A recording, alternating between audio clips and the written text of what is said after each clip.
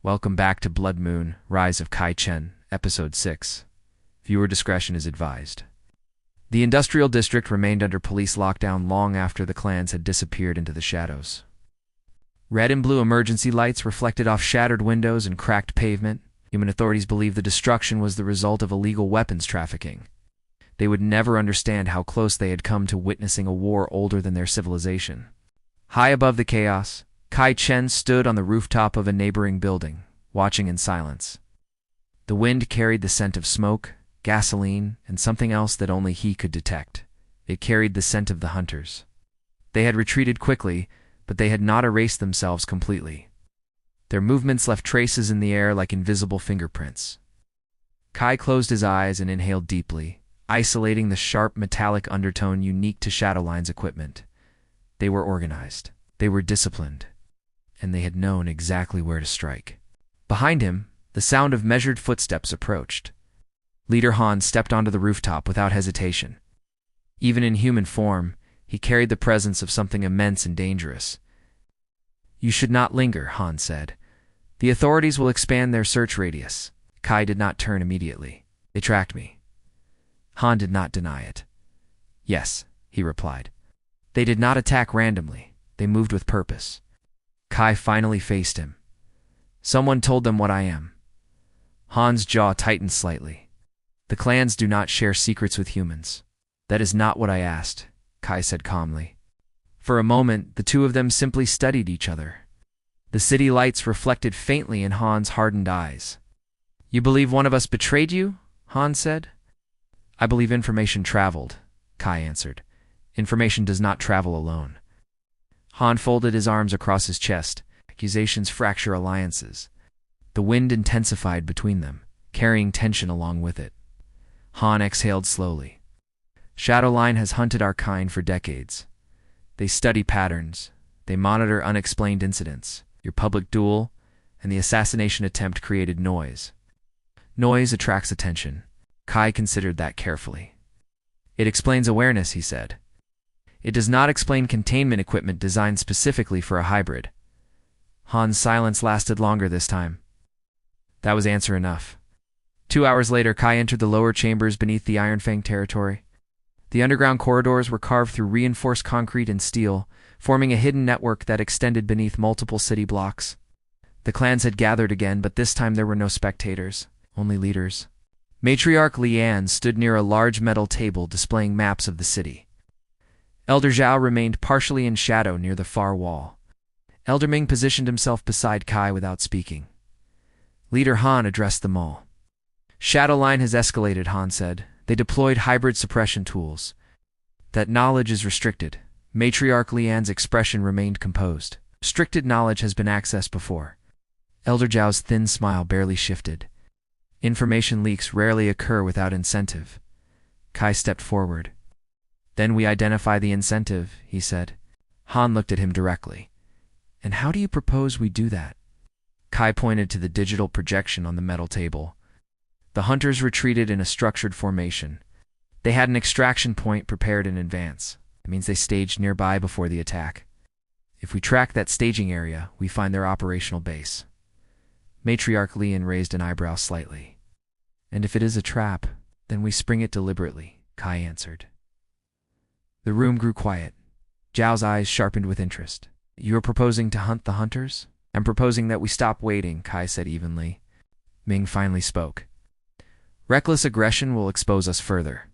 "This is not aggression," Kai replied. "This is prevention." Han studied him carefully. "You assume they will strike again." "They will," Kai said without hesitation. "They tested strength tonight. They will return with greater force." Lian crossed her arms slowly. "And you believe you can lead this?" Kai met her gaze calmly.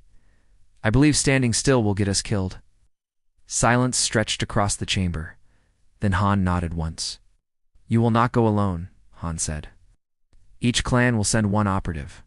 Zhao's smile deepened slightly. "Trust will be tested." Kai accepted that without comment. Night deepened as Kai moved through the abandoned rail yard near the river's edge. Rust-covered freight cars sat motionless beneath broken overhead lights. The scent of oil and decaying wood filled the damp air. He crouched low near a stack of metal containers, focusing on the lingering trace of Shadowline's presence. They had staged here. He could feel it. Behind him, quiet footsteps approached. The Moonveil operative arrived first. She moved with controlled grace, her silver eyes alert and calculating. It was the same warrior he had defeated during the trial. She did not bow. "I was ordered to assist," she said calmly. Kai inclined his head slightly. "I expected resistance." "Defeat does not equal resentment," she replied. Moments later, a figure emerged from the darkness near the far rail line. Shadowroot. The operative's face remained unreadable, his posture relaxed but ready. "I am here to observe," he said softly. "Observation will not stop bullets," Kai replied. The man's lips curved faintly. "Perhaps not." Finally, heavy footsteps announced the arrival of the Iron Fang representative. His presence radiated raw physical strength. Han had chosen carefully. 4 wolves, 3 clans, 1 objective. Kai turned his focus back to the rail yard. "They staged here," he said quietly. "Their scent concentrates near the southern platform." The Iron Fang operative inhaled deeply and nodded once. "I detect it."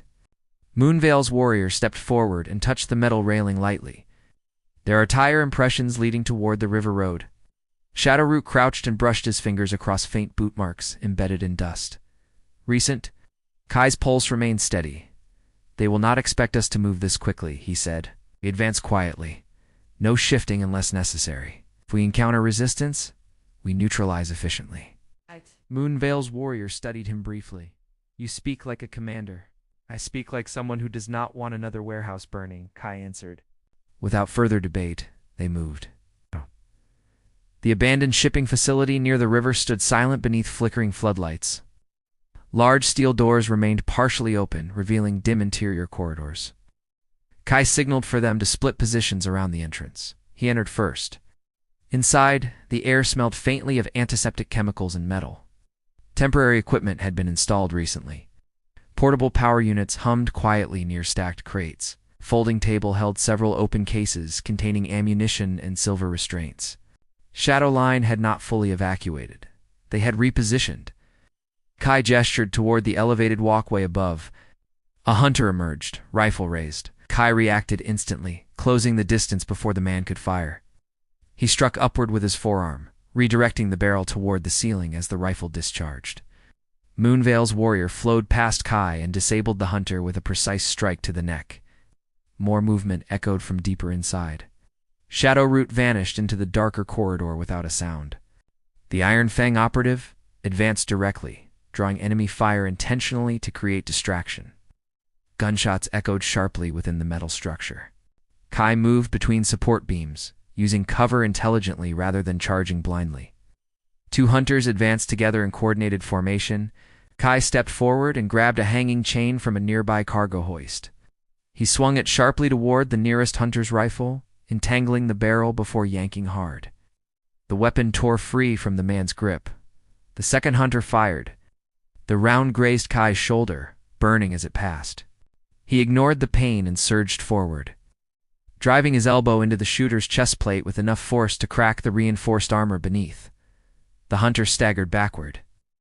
Kai followed with a controlled strike to the helmet, knocking him unconscious rather than killing him. Across the warehouse floor, Iron Fang had engaged 2 opponents simultaneously, overpowering them with brutal efficiency. Moonveil disarmed another with fluid precision, using minimal movement for maximum effect. Then the lights cut out. Complete darkness flooded the facility. Kai did not panic. He closed his eyes and let his senses expand.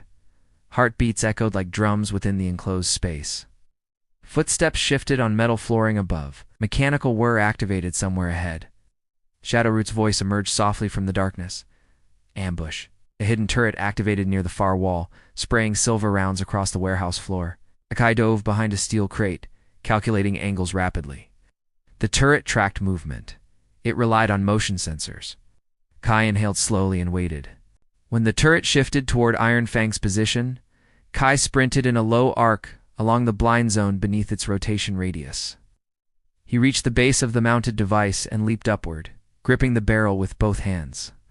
Silver burned his palms instantly. He ignored it. With a violent twist, he redirected the barrel toward the control panel mounted along the wall. The next burst shredded the turret's own power source. Sparks erupted as the system shorted out. Lights flickered back on moments later. The remaining hunters were retreating toward a reinforced back exit. Kai blocked their path. One of them removed his helmet deliberately. The man's face was older, hardened by years of calculated violence.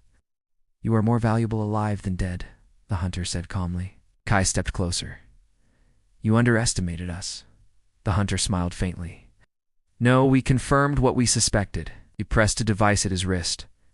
The rear wall exploded inward as a concealed escape tunnel collapsed, blocking pursuit with tons of falling debris. When the dust settled, the hunters were gone. Kai stood silently amid the wreckage. Moonveil approached. "They planned this retreat." "Yes," Kai said quietly. "They wanted us to follow."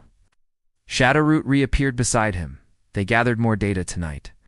Iron Fang exhaled heavily, and we gathered nothing. Kai looked toward the collapsed tunnel. "We gathered confirmation," he said. "They fear what I am becoming." Moonveil studied him carefully. "And what are you becoming?" Kai did not answer immediately. Felt something shifting inside him. Not rage, not confusion, purpose. "They believe I will either unite the clans or destroy them," he said finally. "If war is coming, I intend to choose which." Outside, distant thunder rolled across the river. Storm clouds gathered above the city's skyline. The line between predator and prey had blurred completely. The next strike would not be a test. It would be decisive. Thanks for watching. Like, share, and subscribe.